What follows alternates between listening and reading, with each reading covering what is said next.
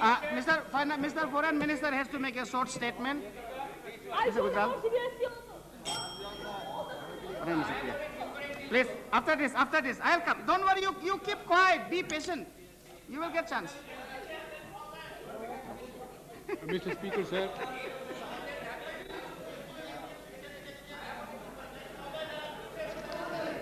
Bilkul. Mr. Speaker, sir, I have great pleasure in informing the honourable members of this August House of the successful launching of the Indian Ocean Rim Association for Regional Cooperation. Order, please. This was pursuant of the first ministerial meeting of the Rim countries held in Mauritius from 5th to 7th March 1997. Apart from myself and the Indian delegation present in the IORARC's berth were the ministers and delegations of 13 other countries: Australia, Indonesia, Kenya, Madagascar, Malaysia, Mauritius, Mozambique, Oman, Singapore, South Africa, Sri Lanka, Tanzania, and Yemen. The IORARC has been 2 years in the making. The Government of India, in close consultation with other friendly countries, has been actively involved in supporting this initiative and bringing it from conception to fruition. The Government of Mauritius convened the intergovernmental meeting of 7 Indian Ocean Rim countries: Australia, India, Kenya and Mauritius, Oman and Singapore and South Africa in March 95. Subsequently, the membership of the initiative was doubled. With it was assessed that critical mass had been achieved and the IORC-ERC could be formally launched. The IORARC ministerial meeting adopted a charter of the IORARC setting out the objectives, fundamental principles, scope of activities, as well as institutional and financial arrangements. The Indian delegation had coordinated the preparation of this landmark document, which establishes the basis of this organization. It was therefore a matter of particular satisfaction to us that this foundation document was adopted by acclamation by all delegations. I would like now to draw the attention of the House to some important aspects of the Indian Ocean Rim Charter. 1. It represents a rediscovery of the traditional bonds and relations among the Indian Ocean Rim countries and people and puts them in contemporary, forward-looking context. 2. It focuses on IORARC on facilitation and promotion of economic cooperation, leaving out security-related and political polemics, bilateral and other issues likely to generate controversy and an impediment to the regional cooperation efforts are to be excluded from this purview. 3. The approach to be followed is consensus-based, evolutionary, it's a very important agreement, and non-intrusive, and 5 principles of Panchsheel are affirmed. 4. The principles of non-discriminatory treatment to each other by member countries is emphasized, including in terms of grant of most favored nation treatment by WTO members of the IORARC. The scope of activities and work programs focuses on those areas of economic cooperation which provide maximum opportunities to develop shared interests and reap mutual benefits.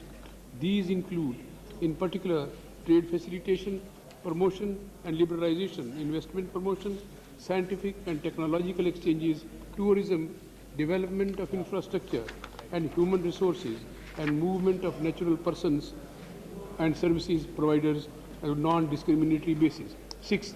It does not at present constitute preferential trade agreement, but leaves it open to our IORARC member states to pursue trading arrangements amongst themselves. 7.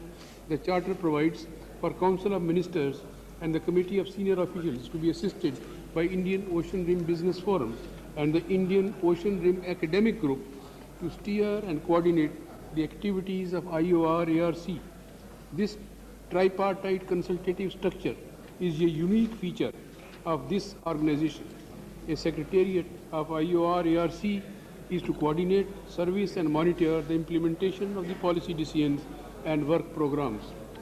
The ministerial meeting, sir, endorsed the work program developed by in the IORC among the 10 projects The four offered by India and already being implemented: Indian Ocean Rim Business Center and Indian Ocean Rim Trade Fair in India.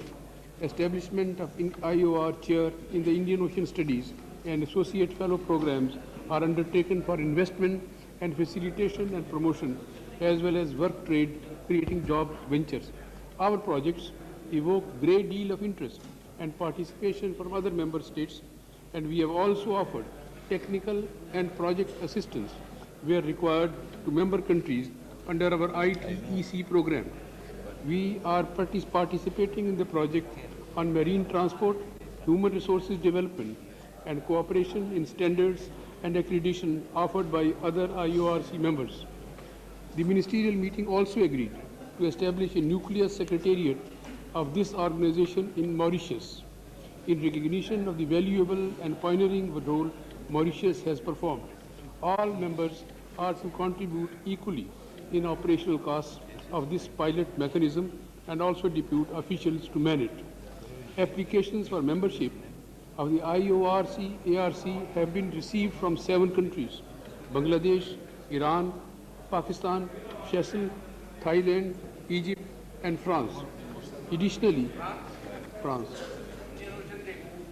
They have a small island there. All these are from Gondwana? These are applicants. Additionally, some other countries and sub-regional groupings have expressed their interest in observership.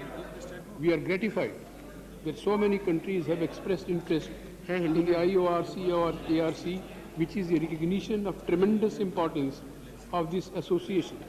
We have established a working group which will look at all membership issues in their totality and make recommendations to the Committee of Senior Officials and through them to the Council of Ministers. Overall, it is a matter of great satisfaction that this initiative, which had been nurtured by us in cooperation with other participating countries, has had such a smooth and positive start. Every member country expressed its commitment and determination to contribute to IOR-ARC success. A spirit of understanding and consensus prevailed, a happy augury for this future. The Indian Ocean Rim, linked to India's destiny by name, by the Indian diaspora, and by the opportunities these rim countries hold for an expanding and globalizing the Indian economy. IOR-ARC includes countries that are important regionally and globally and are among the more dynamic and emerging economies. With all IOR-ARC countries, we have growing trade and investment links, and they too recognize India's role and potential contribution to regional economic cooperation. Already, the IOR-ARC accounts for over $700 billion global trade and the US $100 billion in the intra-trade, which will multiply greatly with the evolution of this identity. Indian participation takes further our wider neighborhood strategy. South Asia, Southeast Asia, Asia Pacific, the Gulf, Eastern and Southern Africa are now a part and parcel of our close neighborhood approach and nodal points of intensified interaction. It is yet another dimension of South-South cooperation. The successful establishment and institutionalization of the IOR-ARC in Mauritius meeting provided a sense of great achievement to us who participated in this historical event. To us in India, it should be a matter of particular relevance and satisfaction. The construction of a community of Afro-Asian nations among the littoral states of Indian Ocean Rim, including Australia, was cherished Nehruvian ideal.